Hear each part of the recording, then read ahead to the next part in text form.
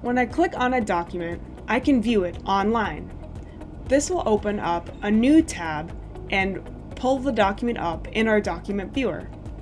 I can use the search function here and search for keywords or phrases within this document. I can also bookmark this document to view it later, or download it by clicking the blue download button.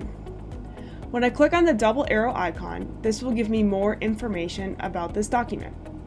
I can easily see where this document has been attached to tasks by clicking on related requests.